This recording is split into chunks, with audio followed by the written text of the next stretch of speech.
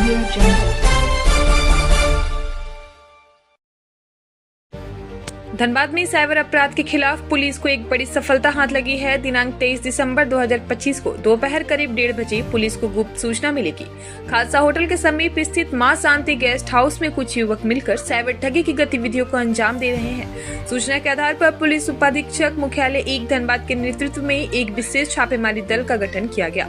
छापेमारी के दौरान गेस्ट हाउस से 4 संदिग्ध युवकों को हिरासत में लिया गया। तलाशी लेने पर उनके पास से कुल 8 मोबाइल फोन बरामद किए गए हैं। मोबाइल की जांच में व्हाट्सएप के माध्यम से पैसों के लेन देन, बैंक खाता नंबर, संदिग्ध लिंक, एपेक्स फाइल और साइबर ठगी से संबंधित कई चैट सामने आए हैं। पुलिस ने इन चैट्स के स्क्रीनशॉट लेकर उन्हें साक्ष्य के रूप में सुरक्षित किया। इसके अलावा गेस्ट हाउस के सामने सड़क किनारे खड़ी एक सफेद रंग की फोर्ड एक्सपोर्ट कार में भी जब्त की गई है, जिसके अंदर से 5 अतिरिक्त एंड्रॉयड मोबाइल फोन बरामद हुए। जांच में एक मोबाइल नंबर और उससे जुड़े बैंक खाते के खिलाफ NCRP JMIS पोर्टल पर उत्तर प्रदेश, बिहार और महाराष्ट्र से कुल 4 साइबर ठगी की शिकायतें दर्ज पाई गई है।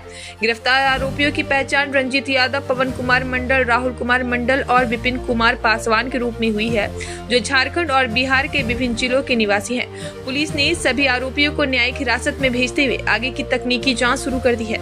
इस छापेमारी में गोविंदपुर थाना के कई पुलिस पदाधिकारी और जवान शामिल थे। पुलिस का कहना है कि इस गिरोह से जुड़े अन्य लोगों की तलाशी ली जा रही है। जल्द ही और खुलासे होने की संभावना है। अभियान चलाया जा रहा है।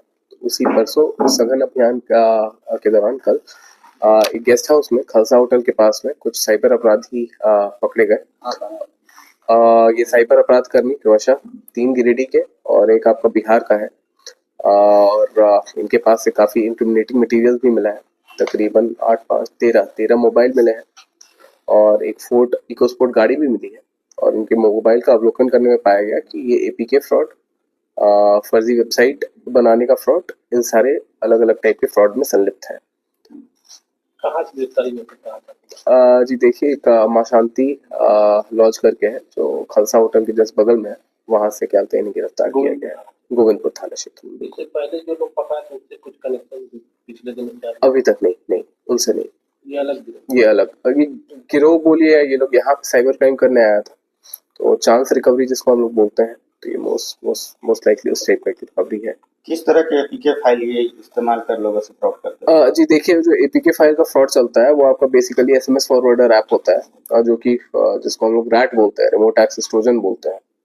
तो एक RAT टाइप का वो APK फाइल रहता है, जिसको ये लोग क्या होता है सोशल इंजीनियरिंग के माध्यम से जो आपके विक्टिम्स होते हैं, विक्टिम्स को इंस्टॉल कराया जाता है। और विक्टिम जैसे ही उस एप्लीकेशन को इंस्टॉल करते हैं तो उनका सारा SMS वगैरह उस particular command and control server पे फॉरवर्ड होने लगता है, और इसके बाद वो जो मोबाइल है, मोबाइल का UPI बाइंडिंग वहाँ पे हो जाता है। अभी तक कितना ठगी कर पाए?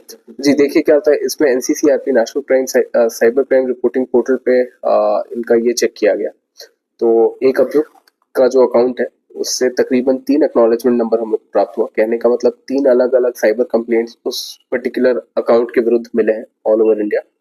फिर दूसरे अभियुक्त का भी जो अकाउंट नंबर है उससे भी संबंधित एक एक्नॉलेजमेंट नंबर मिला हुआ है हमें। सर ये कितना का सॉरी कितना का लगभग ठगी थी? वो इन्वेस्टिगेशन के क्रम में सामने आएगा, है ना, तो वो उसके लिए NCCRP से हम लोग को और डेटा हम लोग को एकत्रित करना पड़ेगा। तब देखा जा रहा है कि APK जो फाइल है, जैसे बैंक रिवॉर्ड है या फिर अन्य तरह के जो APK फाइल आता है, उससे लोगों से ठगी हो रही है। लोग इससे कैसे बच सकते हैं? किस प्रकार से इस पर बचा जा सकता है लोगों को? जी देखिए, पहले 2-3 चीज कि कोई भी आप जो भी ऐप अगर इंस्टॉल करना है तो उसको प्ले स्टोर के माध्यम से ही करिए। उसको कभी भी अगर व्हाट्सएप के माध्यम से या फिर टेलीग्राम के माध्यम से कोई भी एप्लीकेशन आपको कोई भी भेजे, चाहे आपके परिचित का भी क्यों ना हो, या मान लीजिए मैं भी अगर आपको भेजूं तब भी आपको इंस्टॉल नहीं करना है।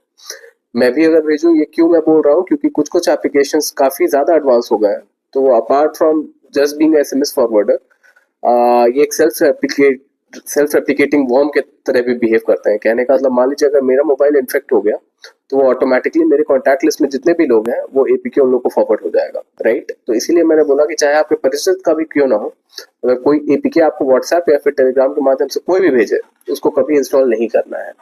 सर ये एपीके जो फाइल होता है, जैसे फ्रॉड किस तरह से होता है, मान लीजिए कोई आदमी उसको खोलता है, तो ऐसे साइबर फ्रॉड करते क्या है, जो कि उनके डेटा ओटीपी उनके पास चले जाते हैं, क्या कुछ रहता है इसमें? जी देखिए, ये एक एसएमएस जैसे मैंने पहले ही बताया, मतलब ब्रॉड क्लास इसको रैट बोला आता है, रिमोट एक्सेस ट्रोजन, और जो पर्टिकुलर क्लास है उसका वो है आपका एसएमएस फॉरवर्डिंग ऐप। होता ये है कि मान लीजिए मैं बैंक का क्या होता है अधिकारी बन के आपको कॉल करता हूँ, मैं बोलता हूँ कि अगर आपको अपना क्रेडिट कार्ड ये कराना है, क्या उसको बोलते हैं, अद्यतन कराना है, एनहांस का जो भी कराना है, तो आप बैंक का एप्लीकेशन डाउनलोड करिए जो मैं आपको भेज रहा हूँ, आप उसको इंस्टॉल करेंगे। आप कायदे से मैं आपको भेजता हूँ, आप उसको इंस्टॉल करने का ऑप्शन आएगा, आप इंस्टॉल करेंगे, उसके बाद होगा क्या कि आपका जितना एसएमएस है वो एक कमांड एंड कंट्रोल सर्वर रहता है, उसमें फॉरवर्ड हो जाता है। तो बेसिकली यूपीआई बाइंडिंग के लिए ये बहुत ज्यादा जरूरी होता है, क्योंकि यूपीआई इज बाउंड टू आपका जो मोबाइल नंबर है।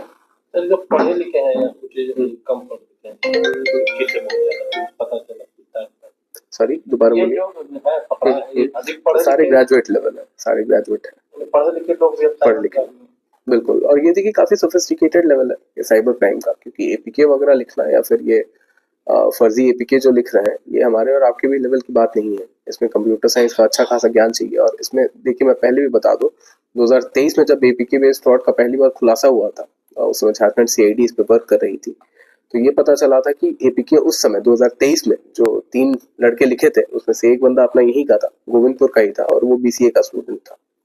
तो इसमें पढ़ाई लिखाई से ज्यादा मतलब नहीं है। और एक बोकारो का भी था जो आपका क्लास 12th पास था, है ना। तो चाहे कोई कितना भी मतलब पढ़ा लिखा हो, इंटरनेट के माध्यम से आजकल इस टाइप के कोर्सेज रहते हैं कि कोई भी एप्लीकेशन डेवलप करना सीख जाता है। जो धराया है